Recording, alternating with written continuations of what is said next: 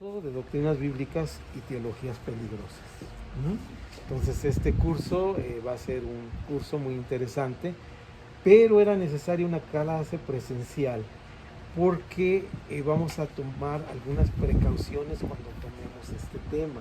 ¿Cuáles son las precauciones que vamos a tomar?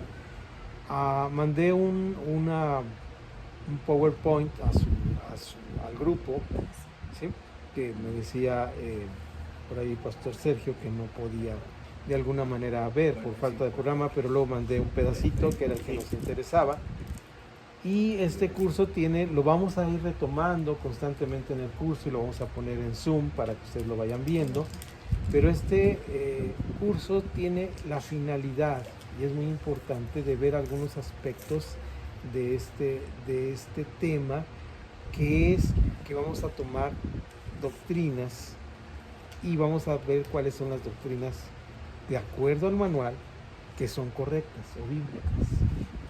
Probablemente, lo dije como anticipación, probablemente cuando veamos, buenas noches, adelante, probablemente cuando ustedes estén revisando algunas de las doctrinas que llaman peligrosas en el manual, doctrinas peligrosas, van a poder notar que son algunas doctrinas que son comunes en nuestra iglesia. Cuando decimos que son peligrosas, no estamos diciendo que no son bíblicas o que no son verdaderas, sino que conllevan algunos peligros en estas doctrinas.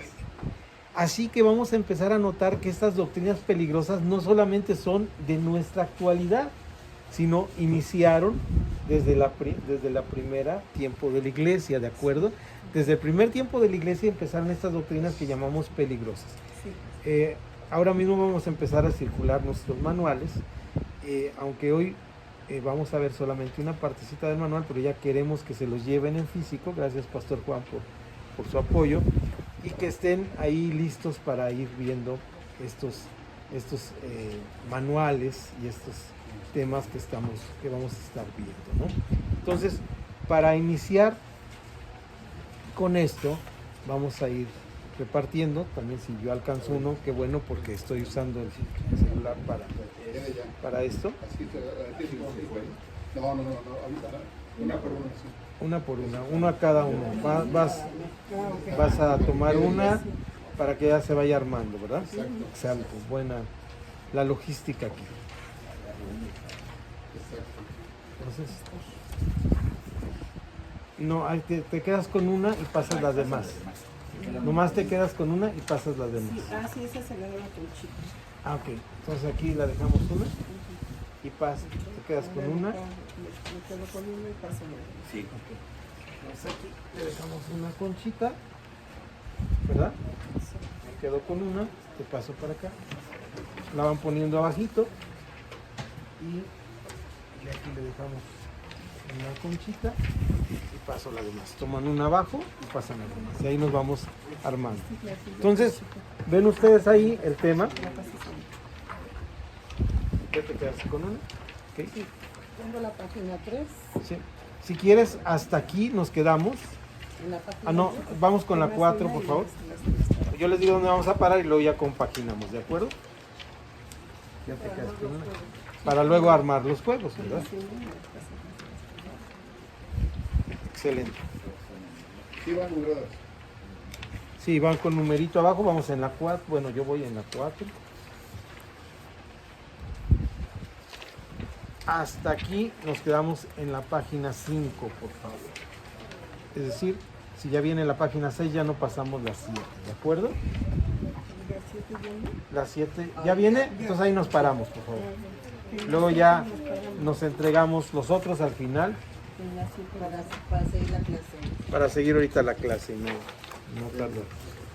Ok.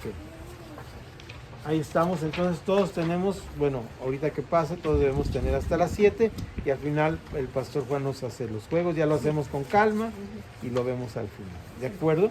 Bien. Retomamos. Entonces estas doctrinas peligrosas, bíblicas y teologías peligrosas, vean ustedes cómo esta diferencia, vamos a decir el título de aquí en adelante. Iniciamos entonces con esto que decimos aquí, ¿no? Vean ustedes, doctrinas bíblicas y teologías peligrosas. Entonces vamos a analizar las dos cosas. Primera cosa de advertencia que vamos a tener aquí. Y esta primera parte es importante. Las doctrinas bíblicas son una, no hay vuelta de hoja. Las teologías, oigan que están en plural, teologías, son varias teologías peligrosas. Primer punto importante, que sean peligrosas, no estamos poniendo en tela de juicio si sean bíblicas o no, sino que hay algunas teologías que pueden caer en algunos excesos que nos pueden llevar a un peligro, ¿de acuerdo? En algún momento podemos toparnos en nuestro manual con algunas cosas que decimos, pero es que así lo he enseñado. No hay problema, no esté enseñando mal. Aquí el manual nos está diciendo, ten cuidado con esto porque puede llegar a ser muy peligroso. ¿De acuerdísimo? Muy peligroso. Entonces, con eso, advertencia, ya estamos de acuerdo. Sí. Para iniciar nuestro estudio sería buenísimo que iniciáramos con un libro que está dedicado totalmente a este tema. El libro es pequeñito, se lee en no más de 10 minutos y vamos a gastarlo para leerlo, ¿les parece? Vamos a gastarlo para leerlo. Espero que si ustedes traen otra traducción que no sea Casiodoro de Reina o la revisión número 60, pueden leer en otra, pero espero que todos tengamos la misma traducción. Y si no la traen, pues lo brincamos, no hay problema. Ahorita simplemente vamos a ir leyendo y voy a ir leyendo el libro de Tito. Solamente tiene 3 capítulos, prácticamente es un libro pequeñito y vamos al final, voy a tomar este lapicito y voy a subrayar algunas cosas. Notarán ustedes que mi Biblia no está subrayada, ¿verdad? Pero a veces pongo marquitas, como esta marquita, que es un libro, cuidado, es rojo. ¿Se dan cuenta que puse un rojo aquí en mi página? Quiere decir que hay que tener cuidado con algunas doctrinas o teologías que pueden ser peligrosas y Pablo lo está marcando. Voy a empezar a leer y en el momento ustedes van a seguir, los que tengan el Casiodoro de Reina, en esta revisión 1960, pueden seguir con la lectura. Si no la tiene a la mano, pues lo brincamos. Donde yo me pare, ahí se detiene. No sé cuánto voy a leer, pero voy a leer algunos versículos, así que van a tener que seguirme con los ojos para poder ir viendo. Entonces dice, no voy a mencionar versículos ni capítulos para que no lo mencionen así. Dice, Pablo, siervo de Dios y apóstol de Jesucristo, conforme a la fe de los escogidos de Dios y el conocimiento de la verdad, que es según la piedad, en la esperanza de la vida eterna, la cual Dios, que no miente, prometió desde antes del principio de los siglos, y a su debido tiempo manifestó su palabra por medio de la predicación que me fue encomendada por mandato de Dios nuestro Salvador. A Tito, verdadero hijo en la común fe, gracia, misericordia y paz de Dios Padre y del Señor Jesucristo nuestro Salvador. Hago un alto y digo, aquí habló de verdad, habló una palabra que dijo verdad, está antes del versículo 2. Por esta causa te dejé en Creta, hablando de Tito, para que corrigieses lo deficiente. Corregir lo deficiente. Y establecieses ancianos en cada ciudad, así como yo te mandé. Hago una nota personal que cuando leo anciano no es un viejito como yo comprenderé, sino aquellas personas de las cuales les he platicado que estaban en la casa de los griegos y romanos, que tenían una función de cuidar los recursos para que así como nuestra hermana anciana José, ¿verdad?, nos repartió equitativamente y proporcionalmente el pedazo de gelatina y pastel tan sabroso que se ve que pueden estar comiendo ahora. De esa manera los ancianos tenían esa función de repartir y ver que se repartiera equitativamente. Estos ancianos tenían esta palabra de senadores, de senectud, o sobrevedores, que es la palabra obispo. aquí está diciendo que ponga a estas gentes ahí y fueran ahí puestos en cada ciudad, así como yo te mandé, el que fues, que el, voy a leer para que sigan, así como yo te mandé, el que fuere irreprensible, marido de una sola mujer, y tenga hijos creyentes que no estén acusados de disolución ni de rebeldía. Porque es necesario que el obispo, sobrevedor ahora, sea irreprensible como administrador de Dios, quien reparte la gelatina bien, no pendenciero, no codicioso de ganancias deshonestas. A ver, hermana, ¿tienes el pedazo más grande? No, fue equitativo, ¿verdad? Más chico. Tienes más, siempre hay alguien. Vamos a ver ahorita su caso, hermano. No sé, más adelante. No es cierto, hermano. Perdón, hermano Juan. Ya sabe que eso somos Te brincas la parte de soberbio. No, Por eso aquí no dice. ¿Sí aquí dice? No, aquí todavía no dice nada de mí. Sí. El versículo 7 es que te brincas un Sí, rey. sí. Administrador, Sí, ¿no? No soberbio, no iracundo. Ajá. Ujú. No soberbio, no iracundo, no dado al vino, no pendenciero, no codicioso de ganancia deshonesta, sino hospedador, amante de lo bueno, sobrio, justo, santo, dueño de sí mismo, retenedor de la palabra fiel, tal como ha sido enseñada. Doctrina bíblica. ¿Se dan cuenta que es un libro que nos va a hablar de doctrina bíblica, tal como ha sido enseñada, para que también pueda exhortar con sana enseñanza y convencer a los que contradicen? Porque hay aún muchos contumaces, rebeldes y contumaces. Qué bonitas palabras utiliza Casiodoro de Reina. Contumaz, ¿verdad? Es alguien que es aferrado, ¿verdad?, a hacer cosas malas, los contumaces. Habladores de vanidades y engañadores, mayormente los de la circuncisión, a los cuales es preciso tapar la boca. O sea, esta materia es muy importante, ¿no? Tapar la boca. Que transforman casas enteras, engañando doctrinas, teologías, ¿qué dijimos? Peligrosas, engañando por ganancia deshonesta lo que no conviene. Uno de ellos, su propio profeta, dijo: los cretenses siempre mentirosos, malas bestias, glotones ociosos. Ahí están hablando de mí, no creo, ¿verdad? Ese testimonio es verdadero. Por tanto, reprenderlos duramente para que sean sanos en la fe, no atendiendo a fábulas judaicas ni a mandamientos de hombres que se apartan de la verdad. Todas las cosas son puras para los puros, mas para los corrompidos e incrédulos nada les es puro, pues hasta su mente y su conciencia están corrompidos. Profesan conocer a Dios, pero con los hechos lo niegan. Subraye esa parte del verso 16. Con los hechos lo niegan, porque una doctrina bíblica es una doctrina que se pone en práctica. Lo vamos a ver en el transcurso de la clase. Siendo abominables y rebeldes, reprobados en cuanto a toda buena obra. Seguimos adelante.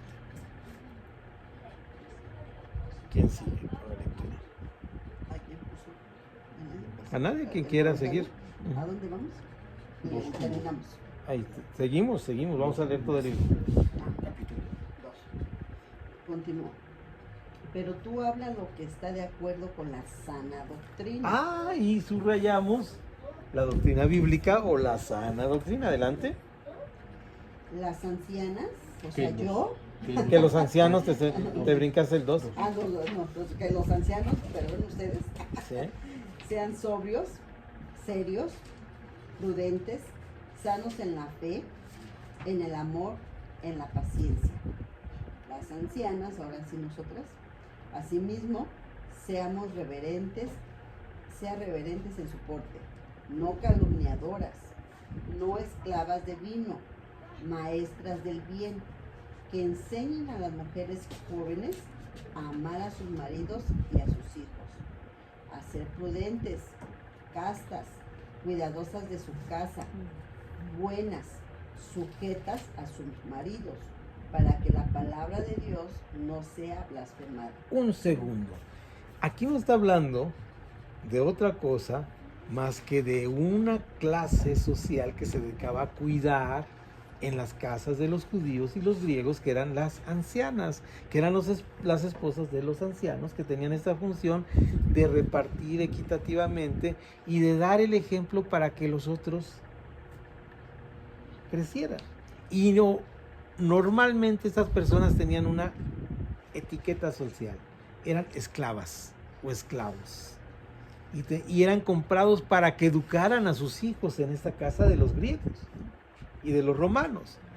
Y entonces nosotros, como parte de la iglesia, que tenemos que preservar la doctrina verdadera, no somos los mandamás, no somos los machuchones, ¿verdad? Como dicen ahora. Somos, ¿qué cosa? Esclavos, siervos. Y tenemos esta función para que todos estos que son de la comunidad de fe puedan crecer porque ven nuestro propio ejemplo. ¿Quién sigue leyendo? El Seis. 6. Exhorta a sí mismo a los jóvenes a que sean prudentes, presentándote tú en todo como ejemplo de buenas obras, en la enseñanza, mostrando integridad, seriedad, palabra irreprochable, de modo que el adversario se avergüence y no tenga nada malo que decir de vosotros. Ok, vamos a detenernos ahí. Vean ustedes que la palabra sea irreprochable, ¿verdad? ¿Cuándo es una palabra sana, irreprochable? Una palabra que esto es la doctrina bíblica. Cuando dices, oye, estoy enseñando esto, y te dicen, ¿y dónde está en la Biblia? Esa es una palabra sana e irreprochable, que no te pueden decir, creo que no está, ¿verdad? Creo que no está. Es una teología, es algo que yo pienso, pero no es irreprochable. ¿Te quedas en qué versículo, hermano? En el 8. El Va el 9. Ve el 9. Exhorta a los siervos, es decir, a los que sirven en la casa, a que se sujeten a sus amos, que agraden en todo, que no sean respondones, no defraudando, sino mostrándose fieles en todo, para que en todo adornen la doctrina de Dios nuestro Salvador. Qué interesante, adornen la doctrina de Dios, que nuestros hechos sean lo que, es decir, tienes una doctrina bíblica, pues debe estar adornada con tus hechos, ¿verdad? Me parece que por eso tiene puntito rojo mi libro de Tito, ¿verdad? ¿Quién sigue? Adelante, ¿alguien más? Porque la gracia de Dios se ha manifestado para salvación a todos los hombres, enseñándonos que, renunciando a la impiedad y a todos los deseos mundanos, vivamos en este siglo sobria, justa y piadosamente, aguardando la esperanza bienaventurada y la manifestación gloriosa de nuestro gran Dios y Salvador Jesucristo, quien se dio a sí mismo por nosotros para redimirnos de toda iniquidad y purificar para sí un pueblo propio, celoso de buenas obras. Esto habla y exhorta y reprende con toda autoridad, nadie te menosprecie. Adelante, hermano, sigue leyendo. ¿Así va? Sí, el siguiente versículo. Recuérdales que se sujeten a los gobernantes y autoridades, que obedezcan, que estén dispuestos a toda buena obra, que a nadie difamen, que no sean pendencieros, sino amables, mostrando toda mansedumbre para con todos los hombres. Hasta ahí. Vean ustedes que desde el versículo 15 se enlaza bien con lo que está diciendo abajo. Las dos veces se utiliza la palabra autoridad. Y en clase hemos dicho cuál es el origen de esta palabra autoridad. Autoridad significa hacer crecer al otro. Tener autoridad es hacer crecer al otro, ¿verdad? Entonces, el exhortarnos con toda autoridad quiere decir que voy a exhortar. Exhortar no quiere decir regañar. Exhortar significa empujar, ayudar. De tal manera que esta exhortación alcanza hasta las autoridades, porque estas autoridades, si les obedecemos, estamos dispuestos a toda buena obra, ¿verdad? Este versículo se habla mucho cuando hablamos de esa parte maravillosa que dice, ¿hasta dónde debemos seguir la ley? Cuando no esté en contra de la ley de Dios. Y este es el versículo que a veces se maneja, ¿verdad? Que esté dispuesto a toda buena obra. Entonces seguimos con el versículo 3 del 3, vean, 3:3 de Tito. Porque nosotros también éramos en otro tiempo insensatos, rebeldes, extraviados, esclavos de concupiscencias y deleites diversos, viviendo en malicia y envidia, aborrecibles y aborreciéndonos unos a otros. Pero cuando se manifestó la bondad de Dios nuestro Salvador y su amor para con los hombres, nos salvó, no por obras de justicia que nosotros hubiéramos hecho, sino por su misericordia, por el lavamiento de la regeneración y por la renovación en el Espíritu Santo, el cual derramó en nosotros abundantemente por Jesucristo nuestro Salvador, para que, justificados por su gracia, viniésemos a ser herederos conforme a la esperanza de la vida eterna. Palabra fiel es esta. Y en estas cosas quiero que insistan con firmeza, para que los que creen en Dios procuren ocuparse en buenas obras. Estas cosas son buenas y útiles para el hombre, pero eviten las cuestiones necias y genealogías y contenciones y disensiones acerca de las discusiones acerca de la ley, porque son vanas y sin provecho. Al hombre que causa divisiones, después de una y otra amonestación, deséchalo, sabiendo que el tal se ha pervertido y peca y está condenado por su propio juicio. Hasta aquí, sí. Adelante. ¿Cómo venía haciendo genealogías? Ok, ahorita vamos a tocar el tema. Sí, adelante con ese tema. Entre la forma de pensamiento judío en este tiempo era muy importante de dónde venía Jesús, ¿verdad? Por eso 2 de los evangelios hablan de las genealogías de Jesús. Ya en su debido tiempo vamos a ver por qué Mateo lo hizo de una manera y por qué Lucas lo hizo de otra manera. Una ascendente y otra descendente. Es muy interesante ese tema. Entonces esto es importante porque ellos defendían esto y entonces ahí estaban discutiendo por esto, ¿no? Es una discusión vana. En Tesalonicenses Pablo de plano dice, mira, no discutas cosas, eso no vale la pena, ¿verdad? No vale la pena esa discusión. Entonces aquí está diciendo, lo importante es la gracia, con qué se une con lo que vamos a ver, que la doctrina bíblica y las teologías peligrosas tenemos que analizarlas porque muchas veces estamos empantanados en estas cuestiones. Vamos a ver algunos ejemplos que nos pone el manual, no son todos. Yo traeré a colación otras doctrinas y otros asuntos, pero esto es lo importante, ¿no? Lo que vamos a ver aquí. ¿De acuerdo? Entonces, vamos a ver esto. ¿Quién quiere ayudarme con los últimos versículos? Con esto terminamos. Dice, cuando envíe a ti al Tamás o a Tíquico, apresúrate a venir a mí en Nicópolis, porque allí he determinado pasar el invierno. A Zenas, intérprete de la ley, y Apolos encaminales con solicitud, de modo que nada le falta. Y aprendan también los nuestros a ocuparse en buenas obras para los casos de necesidad, para que no sean sin fruto. Hasta ahí. Vean ustedes cómo este libro nos dice, la parte importante de la doctrina es que tengamos fruto. La parte importante de la doctrina es que tengamos fruto. Yo tendría que meterme ya para ver. Ok. Entonces vamos ya a lo que acostumbramos, nuestra introducción, lo que viene ahí. Vamos a la página 4. Está el índice y vamos a ver que vamos a tener 4 unidades que vamos a abundar en ellas. Son 4 teologías peligrosas, no en sí porque sean falsas, sino porque traen un peligro en sí y vamos a analizar por qué.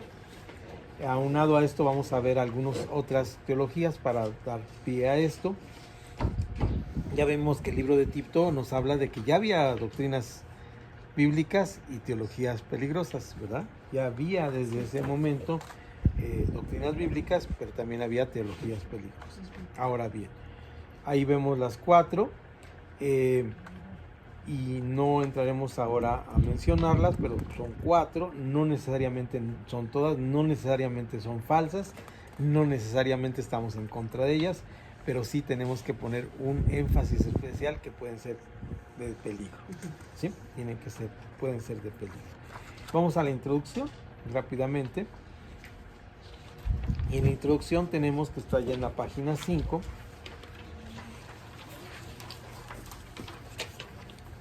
Y dice aquí el apóstol Pablo, al despedirse de los líderes de la iglesia de Éfeso, dice, esto lo encontramos en el libro de Hechos capítulo 20, mirad por vosotros y por todo el rebaño en que el Espíritu Santo os ha puesto por, otra vez la palabra, sobrevedores, para apacentar la iglesia del Señor, es decir, los que están viendo que nada falte, que todo esté bien, la cual Él ganó por su propia sangre, porque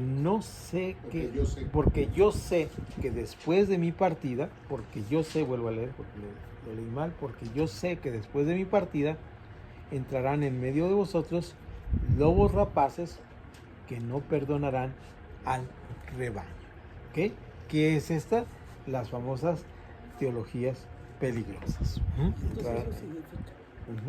Está Eso significa en este versículo que va a haber gente que va a venir con doctrinas que pueden ser muy peligrosas. ¿Y qué va a hacer? Fíjense bien, algo muy importante, va a diezmar la congregación. Una teología peligrosa se refleja en los resultados. Una doctrina bíblica es para bendición, hay crecimiento y se puede vivir. Una doctrina que llega a ser peligrosa es aquella que empieza a diezmar a la congregación, empieza a haber problemas en la congregación, ¿verdad? Adelante, pastor Juan. Pero muchas veces, pastor, es al revés. Hay iglesias que sabemos que no tienen buena doctrina y están llenas. Y vemos iglesias que tienen sana doctrina y no hay mucha gente. De acuerdísimo y totalmente cierto. Pero su resultado final, Sí.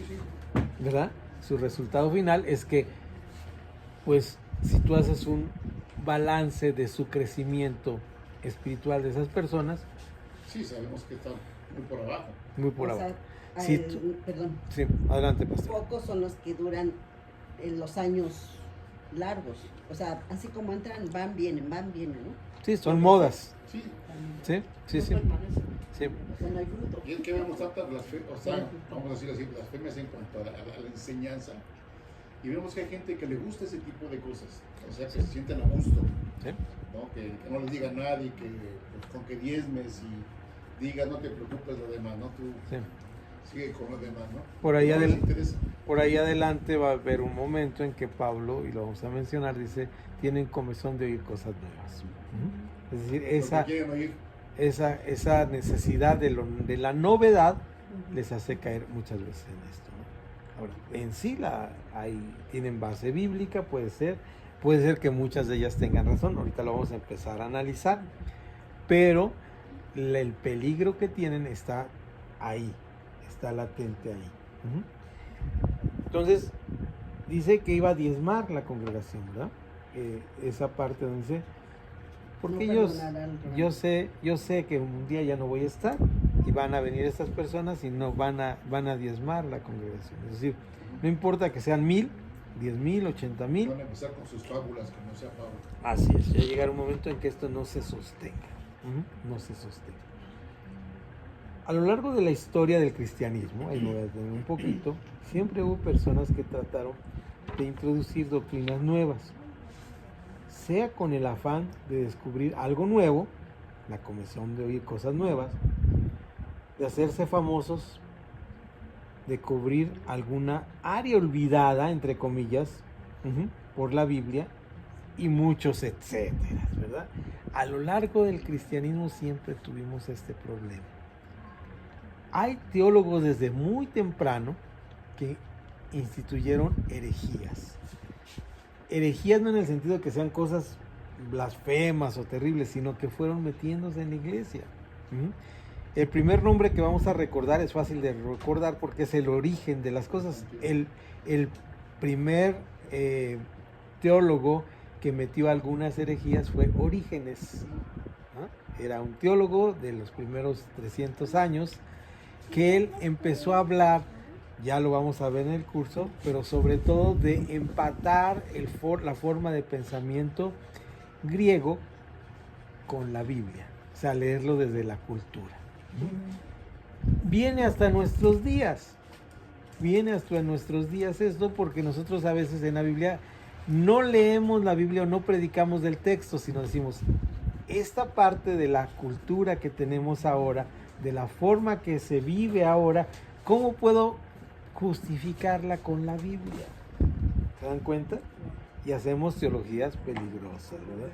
¿Cómo acomodamos estas circunstancias? Lo vamos a ver a lo largo del pequeño análisis que se hace aquí. Entonces, Orígenes hizo esto, otro teólogo, y son respetables, y muchas veces los citamos desde la teología, como teólogos que dijeron cosas muy famosas, mencionamos sus libros, sus escritos.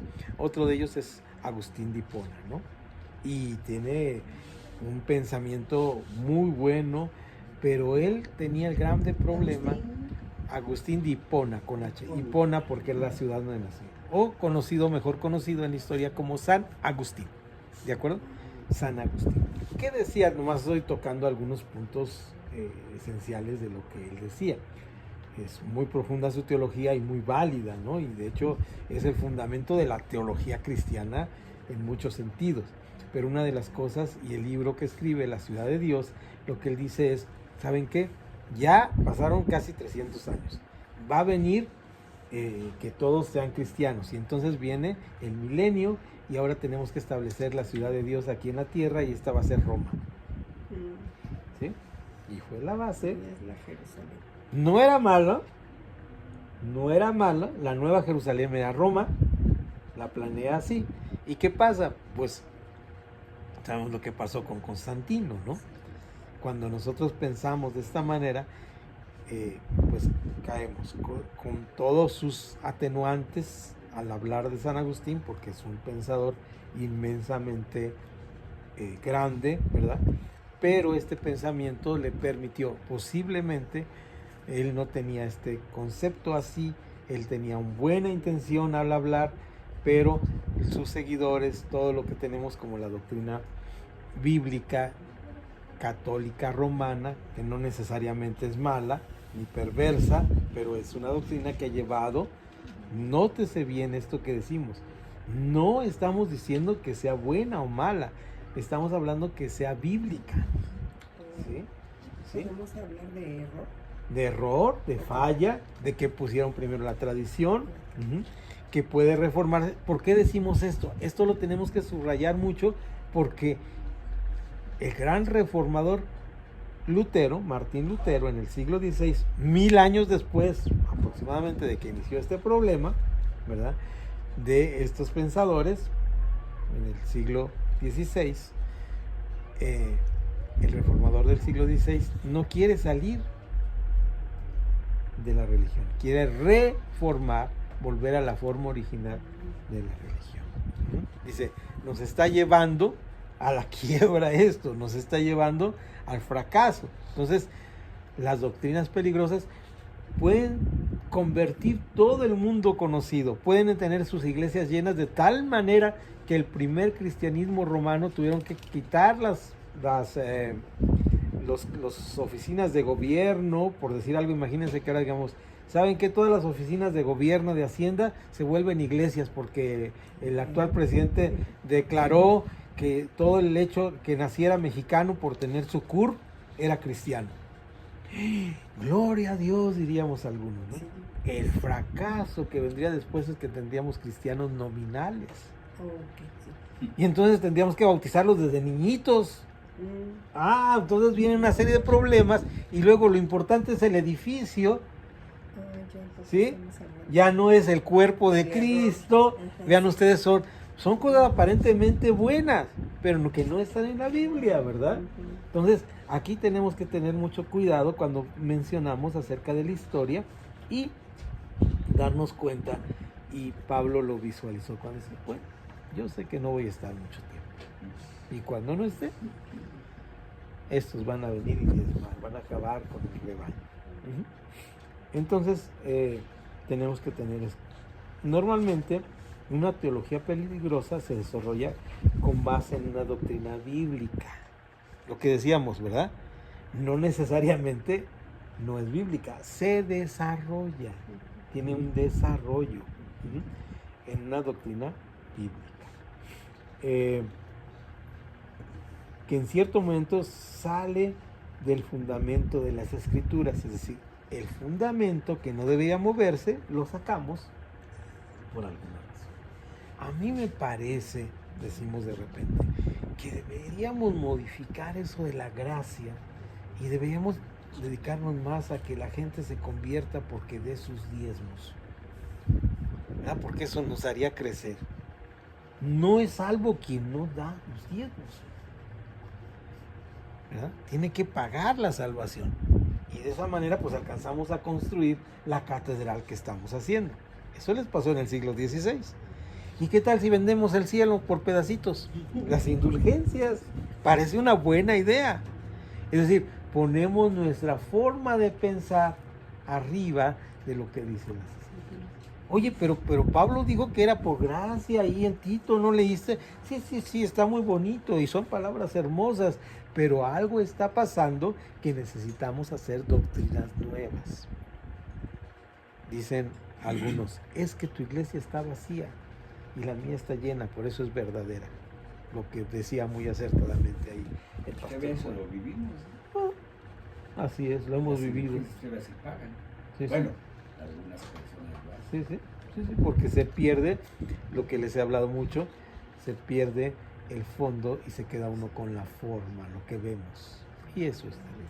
Sí, adelante. Pero si, por ejemplo, a mí me pasa eso, ¿no? A mí me sucede eso. Es que mi iglesia está grande y la tuya está chiquita. Y yo pienso, es que yo no sé de esto. Y yo digo, bueno, pues también está escrito que muchos son los que entran por la puerta grande. Sí, puede ser una buena respuesta, de acuerdísimo, pero también recuerden ustedes que el fundamento de la iglesia es ser comunidad.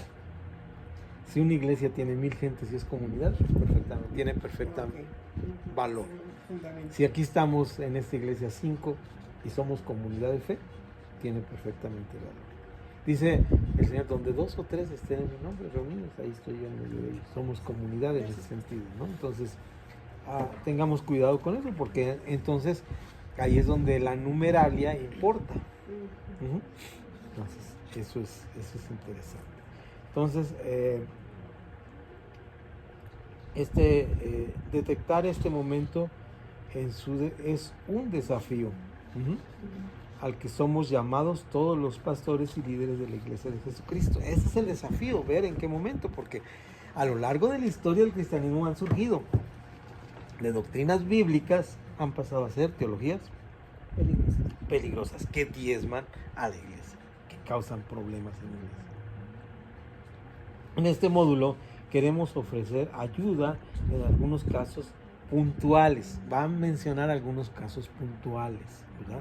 Ya revisaremos cuáles y otros que su servidor va a poner sobre la mesa también, porque son de la historia del cristianismo y se parecen tanto a lo que estamos viviendo, ¿verdad?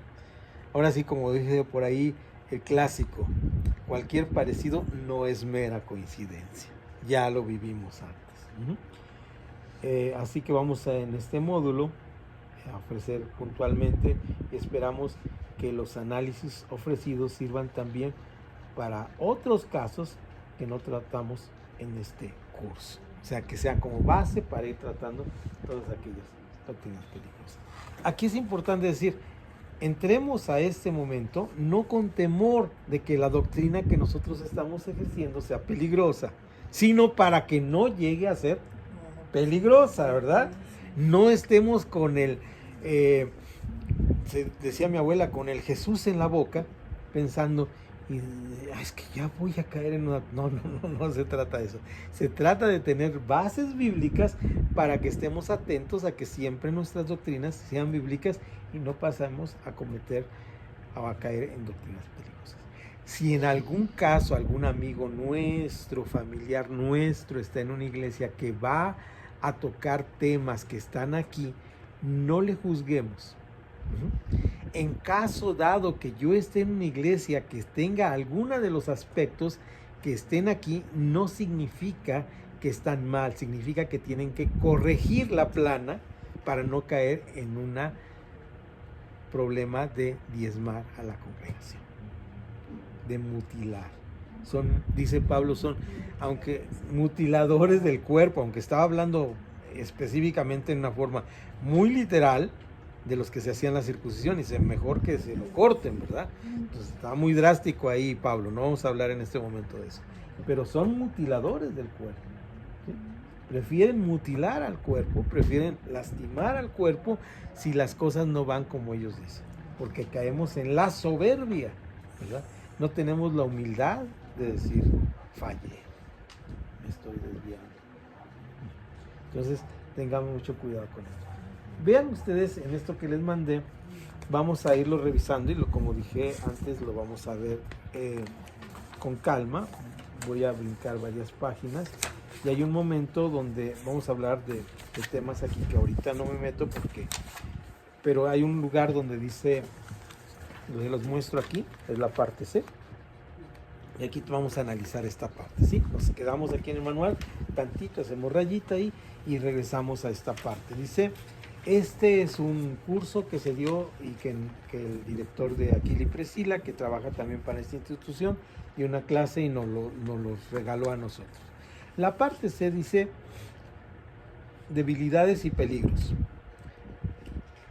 Dice, hay cosas importantes que tenemos que notar. El punto 1, cada obra de teología es incompleta. Ok, cada obra de teología es incompleta. ¿Qué significa esta frase que suena súper oscura? Significa que cada uno de nosotros hacemos teología. Hablar de Dios es hacer teología. Aquí tenemos, entre todas las alumnas y los alumnos, tenemos 2, 4, 6, 7, 8 teologías diferentes.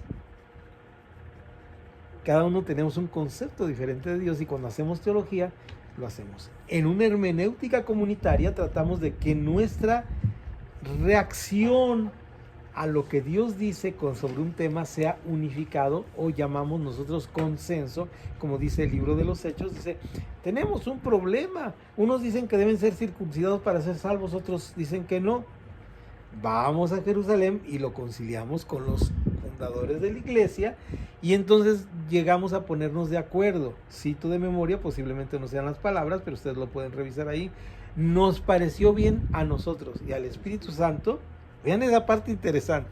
Nos pareció bien a nosotros y al Espíritu Santo, eso se llama consenso.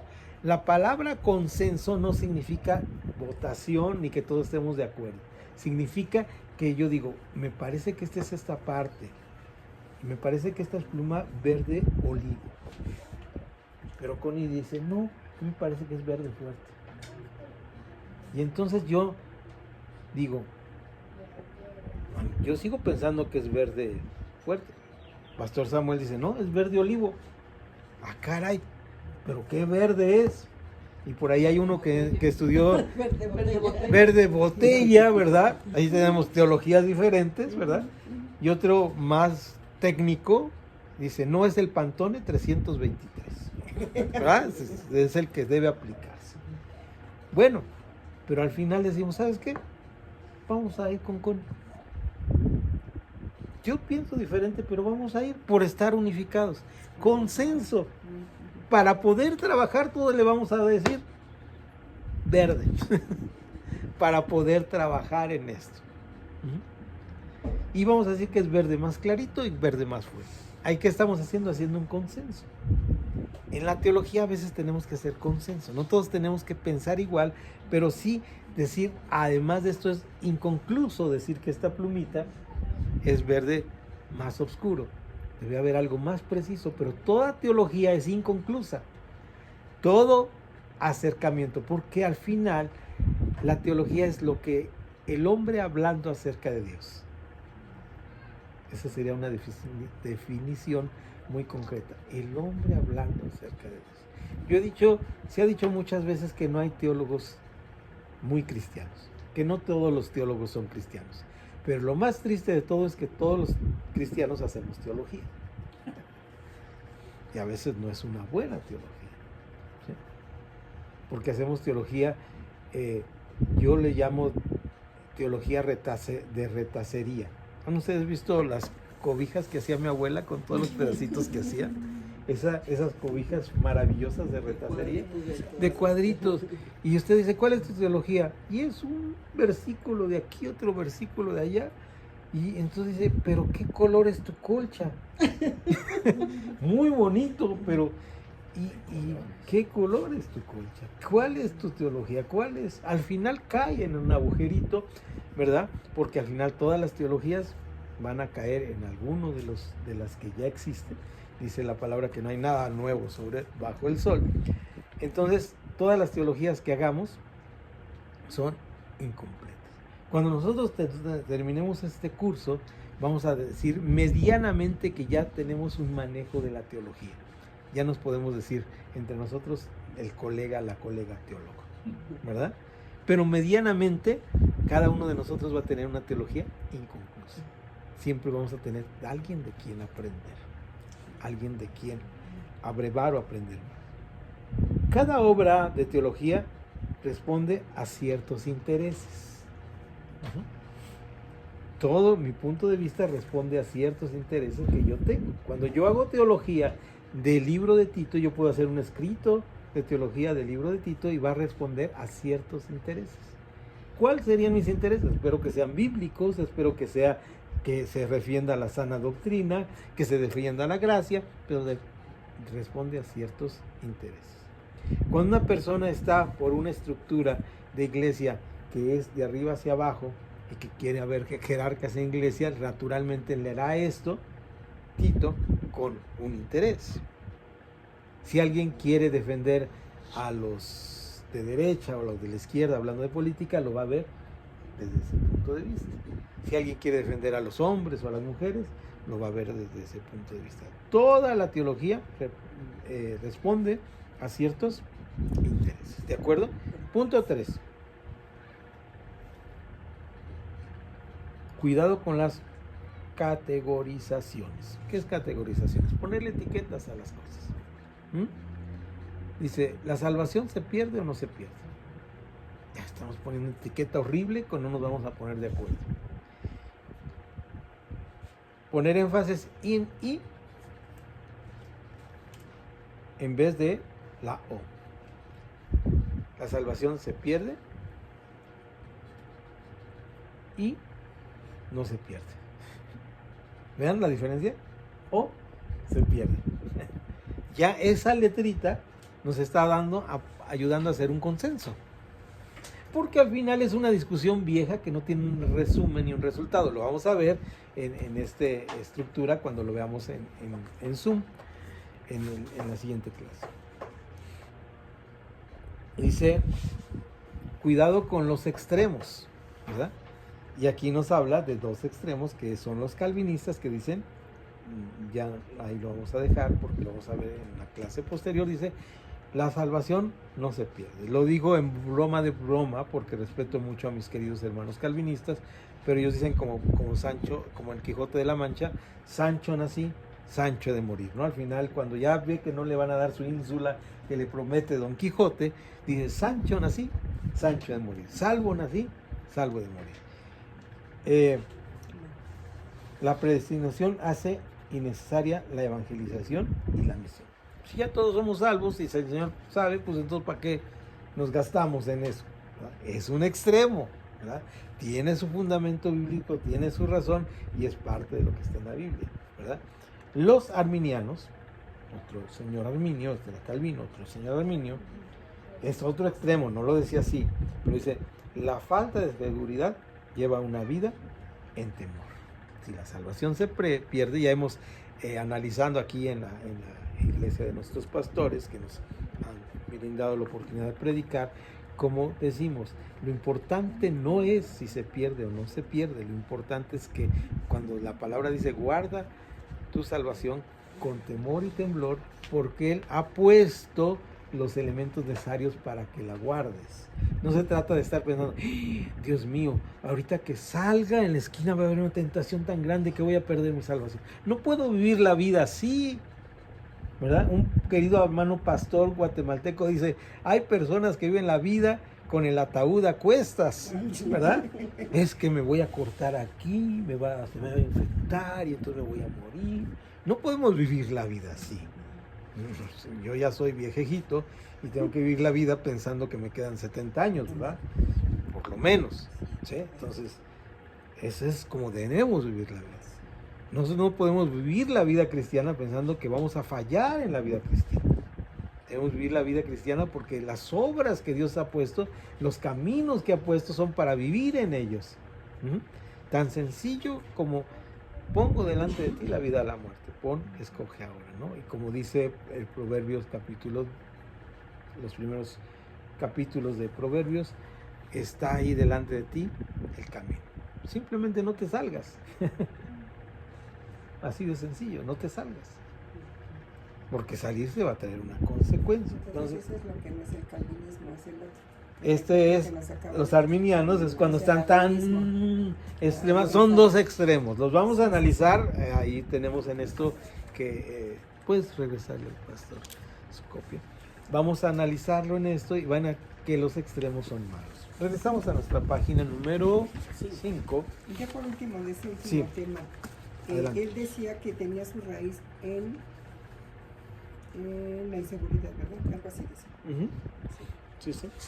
Sí, era un temor, vivir en temor, pero a raíz de inseguridad. Inseguridad, sí. Sí, sí.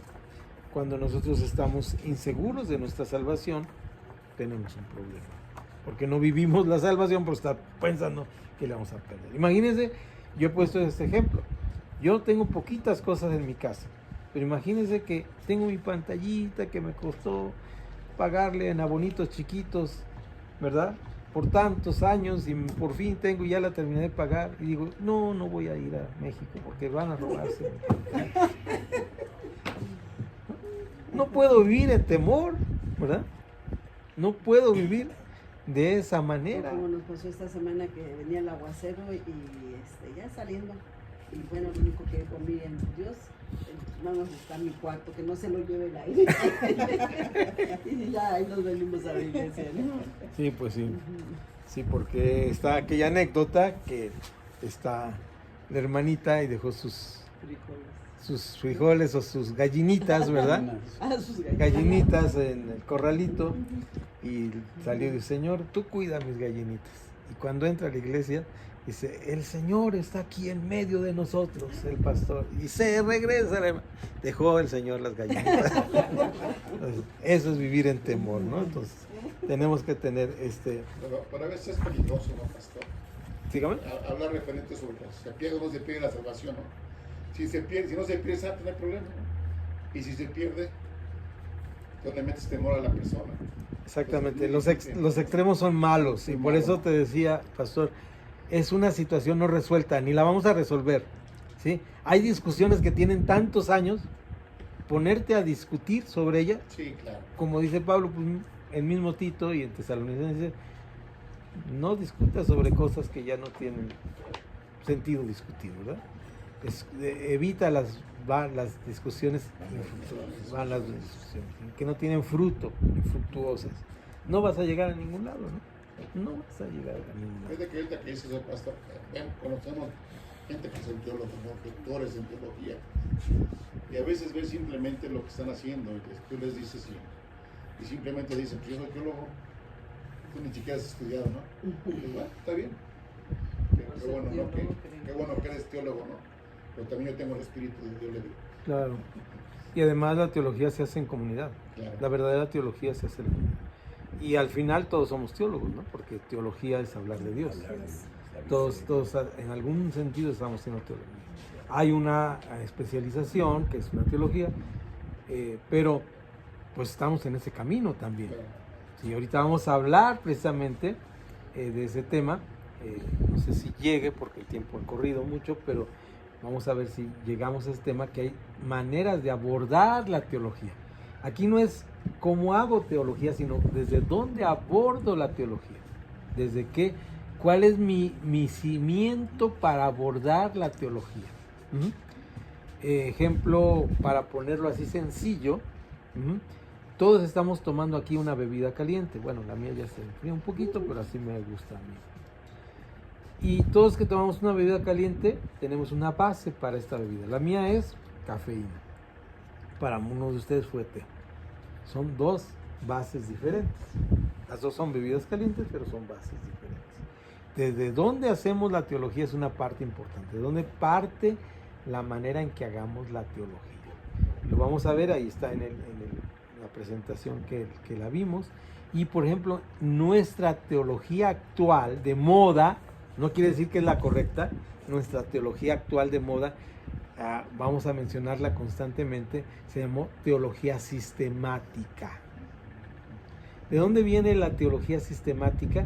De hacerla un sistema. ¿De dónde viene esta teología sistemática? Aunque tiene varios años, pero se afirma en el siglo pasado, en el siglo XX, cuando viene una guerra mundial y es necesario decir, casi el mundo se nos acaba. Hay que juntar todo para ponerlo todo en orden y tener una claridad de las cosas.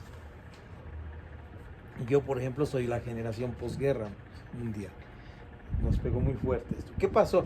Pues hicieron las enciclopedias, vino lo sistemático, vinieron los sistemas. Gracias a esos sistemas tenemos ahora estos aparatitos, ¿verdad?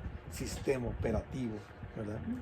Entonces, esta sistematización también pegó en la teología. Entonces había que hacer una teología sistemática. Esta teología sistemática viene con uno de sus más grandes representantes, que no es que sea malo o bueno, simplemente Berkhof hace una teología sistemática, de ahí salen todas las demás teologías sistemáticas, y esta teología dice Dios, el hombre, Jesucristo, bla, bla. Las 20 doctrinas fundamentales, Herbert Lockyer. Entonces todo eso es teología sistemática, es una enciclopedia de la teología. ¿Qué pasa con el peligro con una teología sistemática? Es escolar y academicista. Es decir, tienes que aprender como reglas, como las matemáticas, para poderla vivir. Mientras que la teología bíblica se da desde el camino. Dice Pablo Teiros, un buen teólogo que se lee, y él, hablando de la doctrina del Espíritu Santo, dice: ninguna doctrina bíblica surge del escritorio de un teólogo.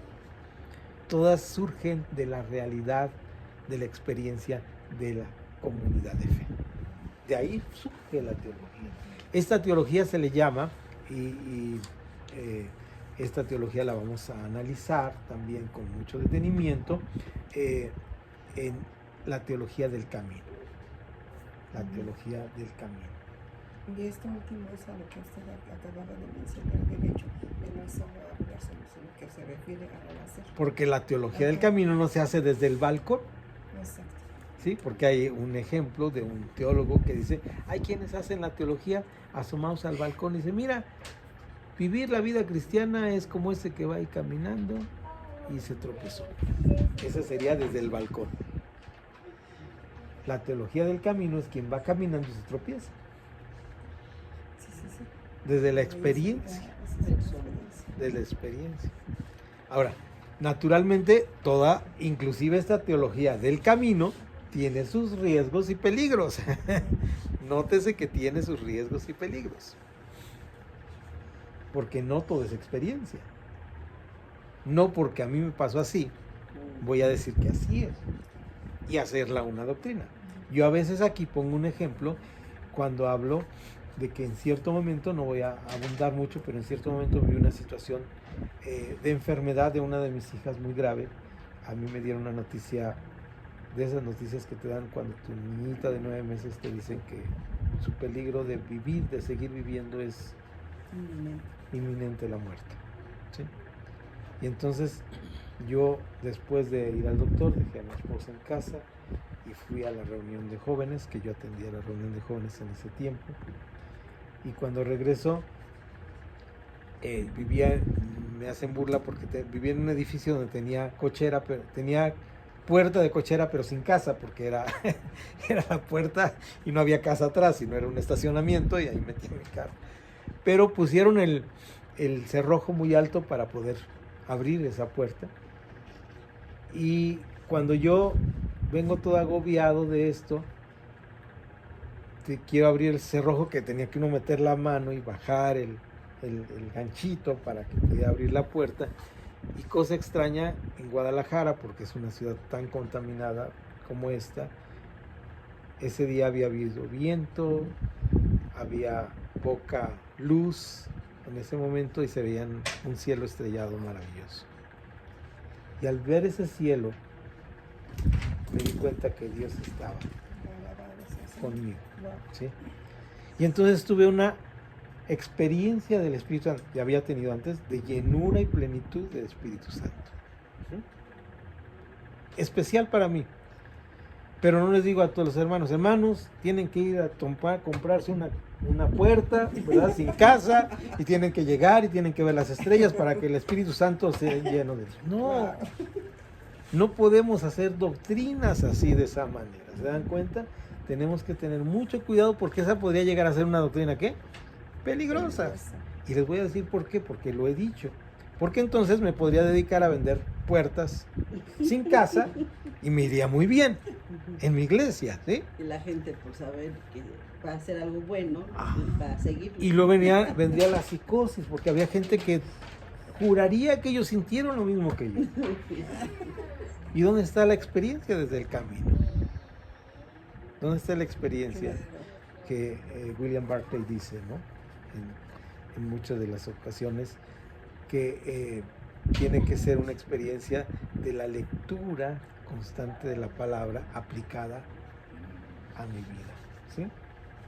Y este teólogo también que he mencionado, del balcón, la teología desde el balcón y desde el camino, Mackay, Juanito Mackay, que Juan Mackay, escocés, presbiteriano, con alma latinoamericana, porque vivió muchos años aquí, predicó muchos años en nuestra Latam, en nuestra Latinoamérica, dice esto, ¿no? Hay dos maneras de hacer teología, desde el balcón y desde el camino. Las dos con sus propios peligros. Las dos con sus propios peligros. ¿De acuerdo? Vamos entonces a ir a la página 5 y empezamos con la TP, la teología de la prosperidad. Esta la iniciamos porque está de moda, ¿verdad? Es una teología, dice, la teología de la prosperidad, TP, enseña que los cristianos, por ser hijos de Dios, merecen vivir en prosperidad. Hasta ahí me parece que es verdad, ¿verdad? Hasta ahí me parece que es cierto. Después de todo, Dios es el dueño del oro y de la plata. Eso lo dice en Ageo, capítulo 2, versículo 8. ¿Cómo permitirá que sus hijos vivan en pobreza? Dios es el Rey de Reyes. 1 Timoteo 6:15, Apocalipsis 17:14 y 19:16. Sus hijos, entonces, son los príncipes y se supone que deben vivir en afluencia y tener abundancia. Afluencia es que fluya todo, ¿verdad? Que si yo agarro esta pluma y escribo sobre aquí, fluye un texto maravilloso y una poesía, ¿sí? Sí, todo es maravilloso, todo está bien, todo es, pero ¿saben ustedes que esto no es otra cosa más que algo que se llama positivismo, que viene de Oriente y que llega a nuestra cultura cristiana con si dices que te va a ir bien, te va a ir bien. ¿Sí? La vida es mucho más compleja que eso, ¿no? Pero aquí dice, bueno, en base a esto, entre estos versículos bíblicos, aparentemente es así. Ahora, ¿quiere decir eso que los cristianos somos de lo peor y no tenemos nada? No, quiere decir que Dios nos da prosperidad, pero la prosperidad no significa riquezas, ni abundancia, ni dominar a otros. Sino significa que Dios nos da lo suficiente. Ese es mi punto de vista, no lo dice aquí el manual, pero dice, el Señor es mi pastor, nada me faltará. Cuando dice el Señor es mi pastor, nada me faltará, no está diciendo que lo tengo todo, sino que lo que me ha dado es suficiente. Suficiente, y ese suficiente me da muchas cosas. ¿Y por qué decimos esto? Porque la vida es una vida de altibajos. A mí me llegó la pandemia y no es queja, estoy a gusto con mi trabajo que tengo, aunque ya me quiero jubilar, ¿verdad? Estoy muy a gusto con mi trabajo que tengo, pero de repente me dijeron, de esto que ganas ahora vas a ganar, como vas a estar en casa, vas a ganar la mitad. Y que ahí ya no era cristiano, ya el Señor no me estaba prosperando. Claro que sí. Estuvimos 2 meses mi esposa y yo sin trabajo, y un día sentados ahí volteamos y dijimos, mira, la despensa tiene más cosas que cuando trabajábamos y nos afanábamos. Porque Dios es bueno. Todo el tiempo, dice en inglés. All time. Todo el tiempo. Todo el tiempo el Señor es bueno. Y nos da exactamente lo que necesitamos. ¿Verdad? Todos somos testigos de esto. Somos abundantemente. ¿Y qué hacemos con esto? Pues no hacemos de esto una doctrina. Si el Señor me está prosperando, si el Señor me está bendiciendo, es lo que necesito para mi vida. El Señor me está dando lo suficiente. Dice Pablo, sé tener y sé no tener. Entonces, ¿qué vamos a decir ahí para sostener una doctrina de esta manera? Vamos a decir, hay que borrarle sé no tener. Qué difícil, ¿no? Porque es una doctrina que de alguna manera tiene una manera de ser. Vamos a ir viendo los puntos. Aquí la doctrina bíblica y luego viene la doctrina peligrosa. Es como una contraparte de la doctrina, ¿sí? No necesariamente quiere decir que los que piensan de esa manera están mal, sino que tenemos que como focos de alerta y vamos a ir viendo por qué.